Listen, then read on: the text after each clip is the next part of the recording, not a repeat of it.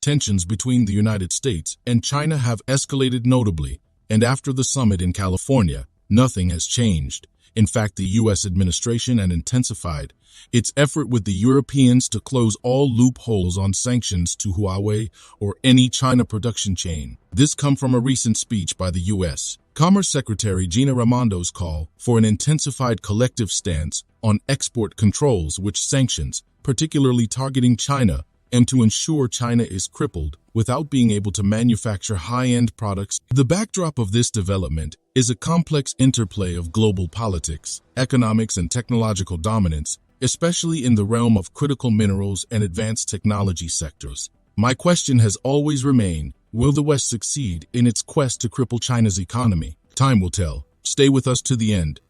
Hello and welcome back to Innovative Check YouTube channel, where we delve into the innovative and transformative projects changing our world. If you're new to the channel and enjoy learning about innovation stories around the world, you've come to the right place. Please subscribe, like, and comment to help boost our videos on YouTube. Secretary Raimondo, speaking at the Reagan National Defense Forum in California, underscored the persistent efforts by China to circumvent U.S. export controls. She highlighted the necessity of a robust and ongoing collaboration with allied countries to effectively counteract these evasive maneuvers. This statement from the Secretary is not just a reflection of the current geopolitical climate, but also an indication of the perceived magnitude of the threat posed by China. She categorically termed China as the most significant threat the U.S. has ever faced, distancing it from the notion of being a friendly nation to the United States. Just a quick reminder to hit the like button below. YouTube has been restricting my videos a lot recently because of bots, so your like does help out this video massively in terms of the algorithm in YouTube. The U.S. strategy, as advocated by Secretary Raimondo, draws inspiration from historical precedents like the Coordinating Committee for Multilateral Export Controls. Used during the Cold War, the intent is to prevent China from acquiring crucial technology from other nations, including Germany, the Netherlands, Japan, and Korea, in case they are restricted by the U.S. This approach underscores a broader geopolitical strategy, aiming not only to protect U.S. interests, but also to maintain a strategic advantage in technological prowess. The implications of this strategy are far-reaching, particularly for companies engaged in high-tech sectors like semiconductors. For instance, Secretary Raimondo pointed out the U.S. government's close scrutiny of NVIDIA's release of H20 and other AI semiconductors for China, ensuring they align with U.S. policy goals. The message is clear. Any attempt by companies to tailor their products specifically for the Chinese market, especially in ways that could circumvent U.S. regulations, will be met with immediate regulatory action.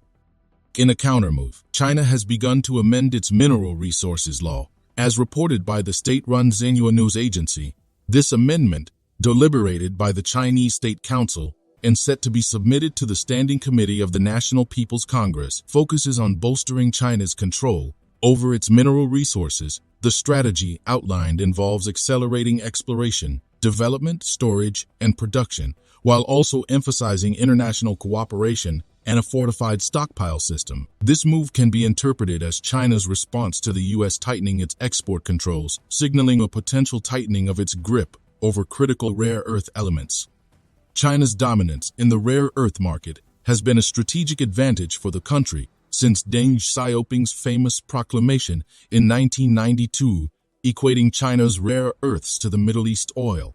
China has exercised significant control over these essential elements. These elements are critical for advanced technologies, including semiconductors and electric vehicle batteries. The recent requirement for traders to report rare earth and iron ore imports and exports in real time to the authorities is a testament to China's intent to strengthen its position in this arena.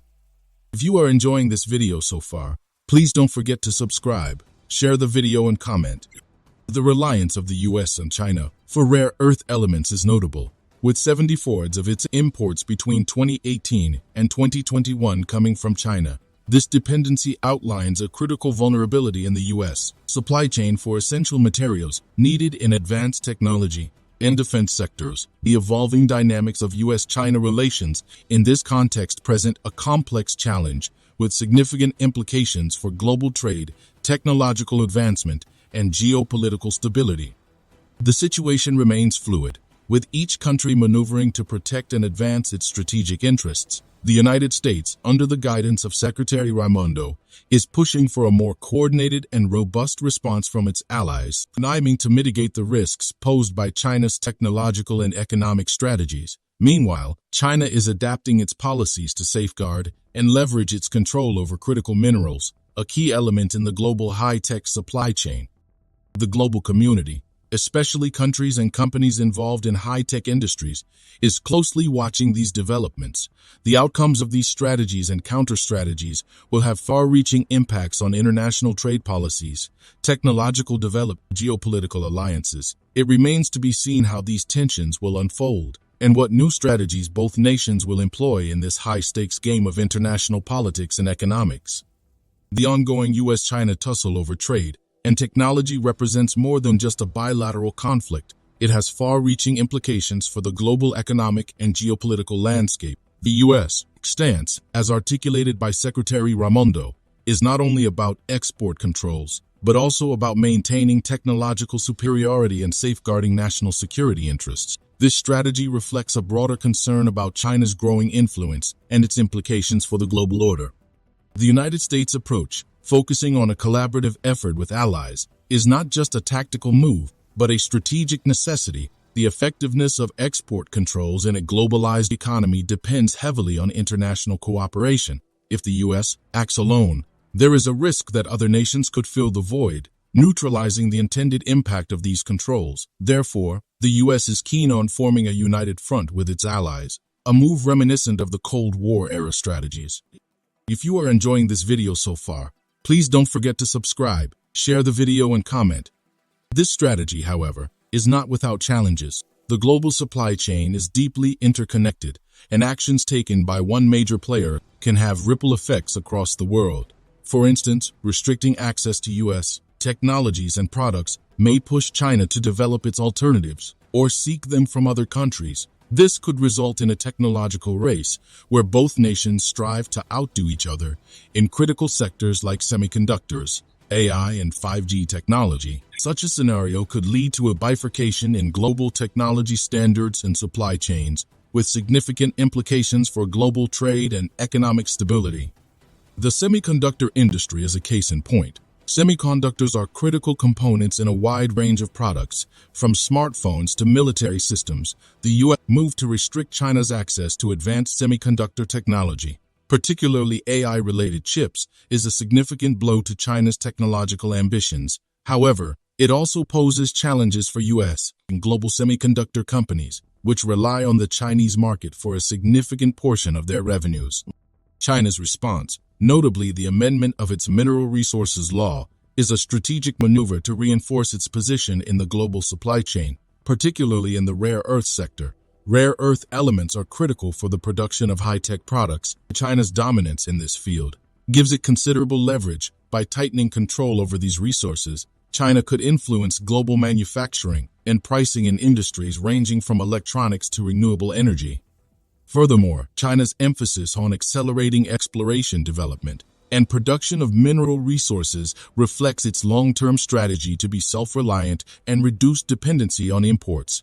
This move is aligned with China's broader Made in China 2020 initiative, which aims to transform China into a leading manufacturing power in high-tech industries.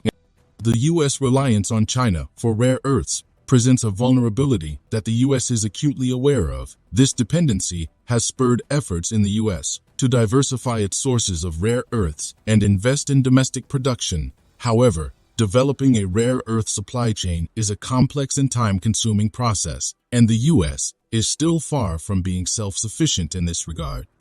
The implications of this geopolitical contest extend beyond the U.S. and China. Other countries, particularly U.S. allies and partners in Europe and Asia, find themselves in a delicate position. They are caught between the U.S. push for a unified stance against China and their economic and trade ties with China. Balancing these interests is a complex task, as these countries seek to navigate the shifting dynamics of U.S.-China relations. In addition to the geopolitical and economic dimensions, there is also a technological aspect to this conflict. The race for technological supremacy, particularly in emerging technologies like AI, quantum computing, and next-generation telecommunications and is a critical component of U.S.-China relations. The outcome of this race has significant implications for national security, economic prosperity, and global leadership. As the situation evolves, businesses, policymakers, and analysts around the world are closely monitoring these developments. The decisions made by the U.S. and China will shape the global economic and technological landscape for years to come.